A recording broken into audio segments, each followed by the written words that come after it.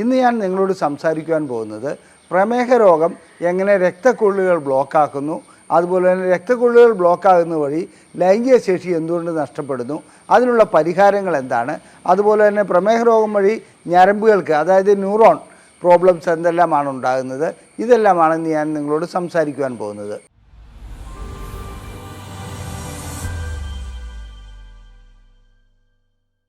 ഞാൻ ഡോക്ടർ അജയൻ വർഗീസ്, കോഴിക്കോട് ജില്ലയിൽ കുന്നമംഗലം പന്തിർപ്പാടത്തുള്ള institute of sexual and reproductive medicine എന്ന സ്ഥാപനത്തിൻ്റെ ഡയറക്ടറാണ്.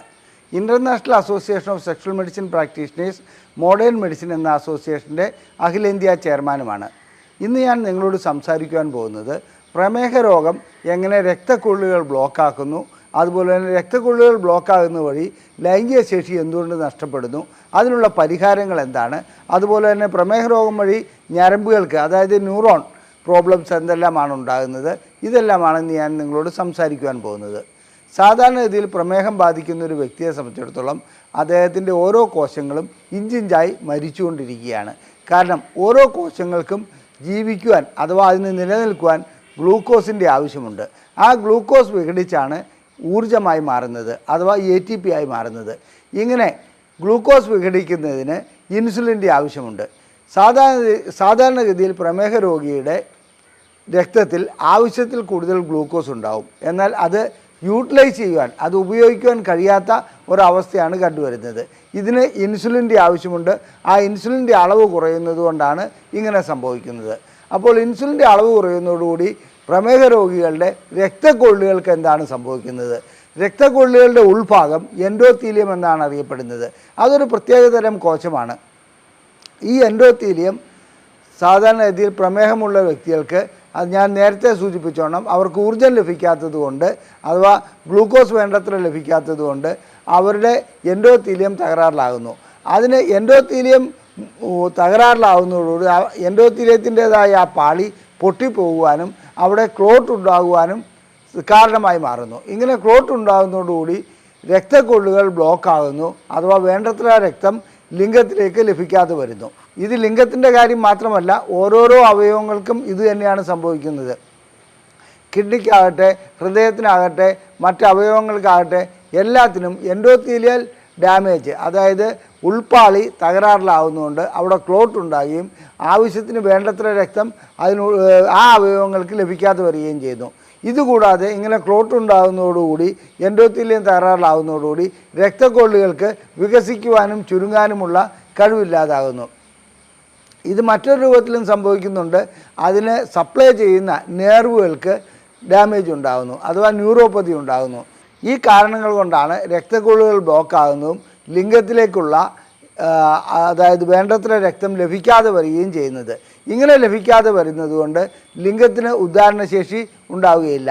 ലിംഗം സാധാരണ ഇതിൽ എത്രത്തോളം രക്തം കുറഞ്ഞു ലഭിക്കുന്നു അതിനനുസരിച്ച് ലിംഗം ഉയർന്നു വരുന്നതിൻ്റെ അളവ് കുറയുന്നു. അതായത് നല്ല രീതിയിൽ രക്തം ലഭിച്ചുകൊണ്ടിരുന്ന ലിംഗം ഉയരുന്നതിൻ്റെ ഒരു 1/4 മാത്രമേ ലിംഗം ഉയർന്നു വരികയുള്ളൂ. ചുരുക്കി പറഞ്ഞാൽ 30 ഡിഗ്രി 45 ഡിഗ്രി മാത്രമേ ലിംഗം ഉയരുകയുള്ളൂ. അതേസമയത്ത് ഈ രക്തക്കൊള്ളുകൾ ബ്ലോക്കായത് നീക്കം ചെയ്യുകയാണെങ്കിൽ, അതിനുള്ള മരുന്നുകൾ നൽകി പ്രമേഹത്തെ നിയന്ത്രിച്ച് അതുപോലെ തന്നെ എൻഡോത്തീലിയൽ ഡാമേജ് മാറ്റിയെടുക്കുകയാണെങ്കിൽ തീർച്ചയായിട്ടും ലൈംഗിക ശേഷി വീണ്ടെടുക്കുവാൻ കഴിയുന്നതാണ്.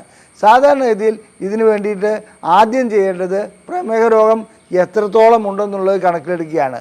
അത് സാധാരണഗതിയിൽ നാം ചെയ്യുന്നത് ആഹാരം കഴിക്കുന്നതിന് മുമ്പും ആഹാരം കഴിച്ചതിന് ശേഷമുള്ള പ്രമേഹം നോക്കാറുണ്ട്. അതായത് FBS, PPBS.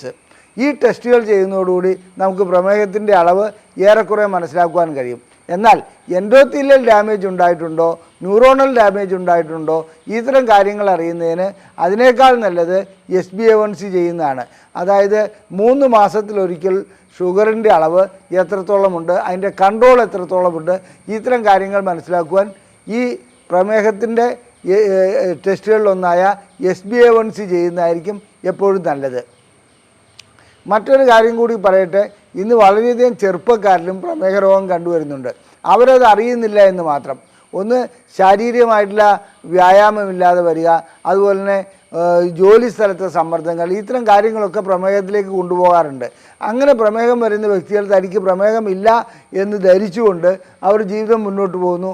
അവർക്ക് ലൈംഗിക ശേഷിക്കുറവുണ്ടാകുമ്പോൾ അവർ സാധാരണ രീതിയിൽ പനിക്ക് പാരസെറ്റമോൾ കഴിക്കുന്ന പോലെ വയാഗ്രയോ ഏതെങ്കിലും ഗുളിക മെഡിക്കൽ ഷോപ്പിൽ നിന്ന് വാങ്ങിക്കഴിക്കുന്നു. ആ ഗുളിക കഴിക്കുന്നതോടുകൂടി അവരുടെ പ്രശ്നം പരിഹരിക്കുന്നു. വീണ്ടും അവർ ഈ അറിയപ്പെടാത്ത പ്രമേഹവും വെച്ചുകൊണ്ട് മുന്നോട്ട് പോവുകയാണ്. ഇങ്ങനെ പ്രമേഹം വെച്ച് മുന്നോട്ട് പോകുന്നതുകൊണ്ട് ഓരോരോ രക്തക്കൊള്ളിൻ്റെയും എൻഡോത്തീലിയം തകരാറിലാകുന്നു. അങ്ങനെ എൻഡോത്തീലിയം തകരാറിലാകുന്നതുകൊണ്ട് അത് സപ്ലൈ ചെയ്യുന്ന ആ അവയവങ്ങൾക്ക് അത് വൃക്കകളാവട്ടെ, ഹൃദയമാവട്ടെ, അതുപോലെ തന്നെ മസിലുകളാവട്ടെ, വേറെ ഏതെങ്കിലും അവയവമാവട്ടെ, അതിനെല്ലാം തകരാറിലേക്ക് പോകുന്നു. ക്ഷീണം കൂടുതലായി ഉണ്ടാകുന്നു. ഈ കാര്യത്തിൽ പ്രമേഹം തുടക്കത്തിൽ തന്നെ കണ്ടുപിടിച്ച് അതിന് വേണ്ട രീതിയിലുള്ള ചികിത്സ നൽകുകയാണ് ചെയ്യേണ്ടത്. ഇനി പ്രമേഹത്തിനെ സംബന്ധിച്ചിടത്തോളം പ്രമേഹം നിയന്ത്രിക്കുവാൻ ഒട്ടനവധി മാർഗങ്ങളുണ്ട്. അതിൽ ഏറ്റവും പ്രധാനപ്പെട്ട മാർഗമാണ് വ്യായാമം. വ്യായാമം ചെയ്യേണ്ടതുകൊണ്ട് അതായത് പേശികളുടെ ചലനശേഷി കൂടുന്നതോടുകൂടി ശരീരത്തിലെ രക്തത്തിലുള്ള ഗ്ലൂക്കോസിനെ കൂടുതലായി ഉപയോഗിക്കാൻ കഴിയും. ഇങ്ങനെ രക്തത്തിലെ ഗ്ലൂക്കോസ് കൂടുതലായി ഉപയോഗിക്കുമ്പോൾ അവിടെ ഷുഗറിൻ്റെ കാഠിന്യം കുറയുന്നതായി കാണാം. അതുപോലെ തന്നെ ഷുഗർ കൂടുതലുണ്ടാകുകയാണെങ്കിൽ ലിംഗത്തിൻ്റെ അഗ്രഭാഗത്തും അതുപോലെ തന്നെ യോനിയുടെ ഭാഗത്തും മറ്റും പഴുപ്പുണ്ടാകുന്നതായി കാണാം. ആ പഴുപ്പ് കൂടുതലായി ബാധിച്ച് മുമ്പോട്ട് വരുമ്പോൾ ഫൈമോസിസ് അഥവാ തൊലി നീക്കുവാൻ കഴിയാത്ത അവസ്ഥ വരുന്നു. ലൈംഗിക ബന്ധം കുറച്ചുകൂടി ദുഷ്കരമായി മാറുന്നു.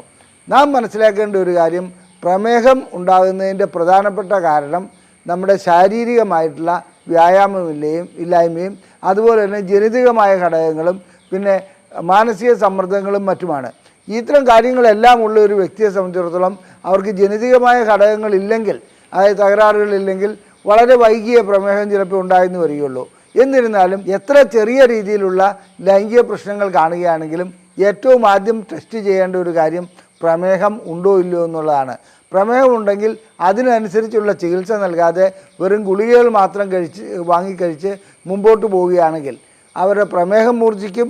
അതുപോലെ തന്നെ ലൈംഗിക ശേഷി വീണ്ടെടുക്കാൻ കഴിയാത്ത രീതിയിൽ തകരാറിലാവുകയും ചെയ്യും. ചില വ്യക്തികളെ സംബന്ധിച്ചിടത്തോളം അവർക്ക് ഒരു മരുന്നും കഴിക്കാതെ പ്രമേഹം നിയന്ത്രിച്ചുകൊണ്ട് പോകാൻ കഴിയും.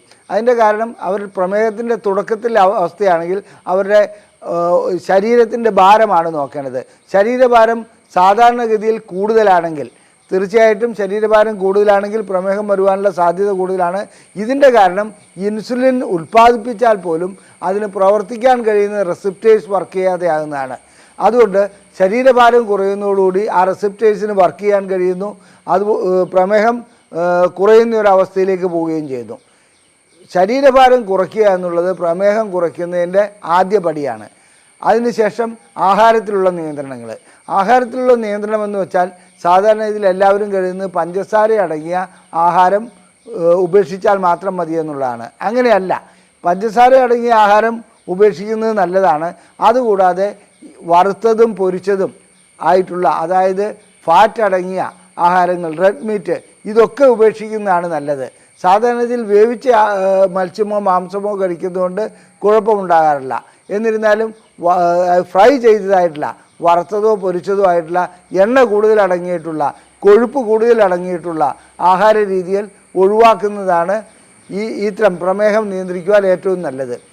ഒരു ബിരിയാണി കഴിച്ചതിന് ശേഷം പഞ്ചസാര ഇടാത്ത ചായ കുടിക്കുന്നത്, അതായത് പ്രമേഹമുള്ള രോഗികൾ ചെയ്യുന്ന ചില മണ്ടത്തരങ്ങൾ അങ്ങനെയാണ്. ഒരു ബിരിയാണി കഴിക്കുക, അതിനുശേഷം പ്രമേഹമുണ്ടല്ലോ എന്ന് കരുതി പഞ്ചസാര ഇടാത്ത ഒരു ചായയും കുടിക്കുക. സത്യത്തിൽ ഈ പഞ്ചസാരയിട്ട ചായയേക്കാളും 10 മടങ്ങ് അപകടകാരിയാണ് ഈ ബിരിയാണി എന്ന് പറയുന്നത്. അത് നാം മനസ്സിലാക്കാതെ നാം ആഹാര രീതിയിൽ വ്യക്തമായ നിയന്ത്രണങ്ങൾ വയ്ക്കേണ്ടതുണ്ട്. പിന്നെ പച്ചക്കറികൾ കൂടുതലായി ഉപയോഗിക്കുക. പച്ചക്കറികൾ എന്ന് പറയുമ്പോൾ ചീര, അതുപോലെ കത്രിക്ക, പിന്നെ വെണ്ടയ്ക്ക, പാവയ്ക്ക, ഇത്തരം രീതിയിലുള്ള പച്ചക്കറികൾ കൂടുതലായി ഉപയോഗിക്കുകയാണെങ്കിൽ തീർച്ചയായിട്ടും പ്രമേഹ രോഗത്തിന് ഒരു മാറ്റം ഉണ്ടാക്കുവാൻ കഴിയും.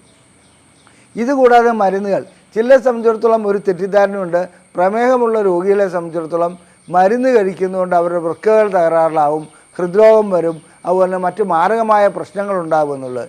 ഇതൊക്കെ തെറ്റിദ്ധാരണയാണ്. പ്രമേഹ രോഗികൾ മരുന്ന് കഴിക്കാതെ ഇരിക്കുകയാണെങ്കിലാണ് അവരുടെ വൃക്കകൾ തകരാറിലാകുന്നത്. മരുന്നല്ല വൃക്കകൾ തകരാറിലാക്കുന്നത്. മരുന്നൊരിക്കലും അതിനെ വൃക്കകൾ തകരാറിലാക്കുന്നില്ല. അവർക്ക് പ്രമേഹ രോഗികൾക്ക് പ്രമേഹത്തിനുള്ള മരുന്നുകൾ കഴിക്കുന്നതുകൊണ്ട് അവരുടെ വൃക്കകൾ സംരക്ഷിക്കപ്പെടുകയാണ് ചെയ്യുന്നത്. ചില രോഗികളെ സംബന്ധിച്ചിടത്തോളം തന്നെത്താൻ നിയന്ത്രിച്ച് പ്രമേഹത്തെ മുന്നോട്ട് കൊണ്ടുപോകാൻ കഴിയുമെന്നുള്ളൊരു ധാരണയുണ്ട്. ഒരിക്കലും കഴിയുന്ന ഒരു കാര്യമല്ല. തന്നെത്താൻ നിയന്ത്രിച്ച് കൊണ്ടുപോകാൻ കഴിയില്ല. എത്ര ആഹാരം നിയന്ത്രിച്ചാലും എത്ര വ്യായാമം ചെയ്താലും ചില വ്യക്തികൾക്ക് മരുന്ന് അത്യന്താപേക്ഷിതമാണ്. അത്തരം വ്യക്തികൾ മരുന്ന് കഴിക്കുക തന്നെ വേണം. എനിക്ക് പറയുവാനുള്ളത്, പ്രമേഹം ഉണ്ടെങ്കിലും ഇല്ലെങ്കിലും അത് നാം ചിലപ്പോൾ അറിയാതെ പോകാം. ലൈംഗിക ശേഷിക്കുറവിൻ്റെ ഒരു നേരിയ ലക്ഷണം കണ്ടാൽ പ്രമേഹം ടെസ്റ്റ് ചെയ്യണം. പ്രമേഹം ടെസ്റ്റ് ചെയ്തതിന് ശേഷം അതിനുള്ള ചികിത്സകൾ, അത് വ്യായാമമാകട്ടെ, ആഹാര നിയന്ത്രണമാകട്ടെ, മരുന്നാകട്ടെ, ഇതിന് ഏതാണോ ഉതകുന്നതെന്ന് ഒരു ഡോക്ടറുടെ സഹായത്തോടുകൂടി കണ്ടുപിടിച്ച് ആ രീതിയിലുള്ള ചികിത്സയിലേക്ക് വരുന്നതാണ് നല്ലത്. പിന്നീട് മറ്റൊരു കാര്യം, ഇതിൻ്റെ കാരണമായിട്ടുള്ളത് അമിതഭാരമാണെങ്കിൽ അത് കുറയ്ക്കണം, മാനസിക സമ്മർദ്ദമാണെങ്കിൽ അത് കുറയ്ക്കണം, അതുപോലെ തന്നെ ആഹാര രീതിയിലും മറ്റു രീതിയിലുള്ള പ്രശ്നങ്ങളുണ്ടെങ്കിൽ അതിൽ മാറ്റം വരുത്തണം. ഇങ്ങനെ മാറ്റം വരുത്തി പ്രമേഹത്തിന് നിയന്ത്രണം ഉണ്ടാക്കുകയാണെങ്കിൽ നമ്മുടെ രക്തക്കൊള്ളുകളുടെ എൻഡോത്തീലിയം തകരാറാകാതെ വരും. അതിനെ സംരക്ഷിക്കുവാൻ കഴിയും. അങ്ങനെ സംരക്ഷിക്കുന്ന വഴി ലൈംഗിക ശേഷി വീണ്ടെടുക്കുവാനും കഴിയും. വളരെ തുടക്കത്തിൽ തന്നെ ചികിത്സ ചെയ്തു പോവുകയാണെങ്കിൽ, പ്രമേഹത്തിനുള്ള ചികിത്സ ചെയ്തു പോവുകയാണെങ്കിൽ പ്രായം കൂടുന്തോറും ഗുരുതരമായ അവസ്ഥകളിലേക്ക് പോവുകയില്ല.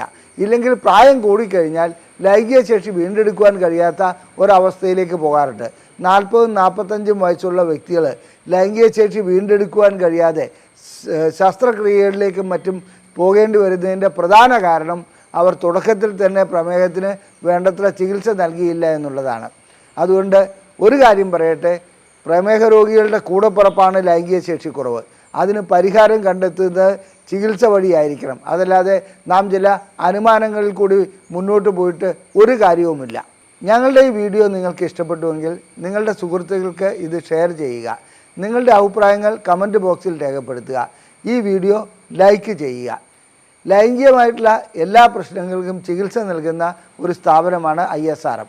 ഞങ്ങളുടെ ബുക്ക്ലെറ്റുകൾ സൗജന്യമായി ലഭിക്കുവാൻ ഇതിൽ ISRM എന്ന് ടൈപ്പ് ചെയ്ത് ഇവിടെ കാണിച്ചിരിക്കുന്ന നമ്പറിൽ വാട്സപ്പ് ചെയ്താൽ മതി. അതുപോലെ തന്നെ നിങ്ങൾക്ക് ചികിത്സ ആവശ്യമുണ്ടെങ്കിൽ ഈ നമ്പറിൽ തന്നെ വിളിച്ച് ബുക്ക് ചെയ്യാവുന്നതാണ്. നന്ദി, നമസ്കാരം.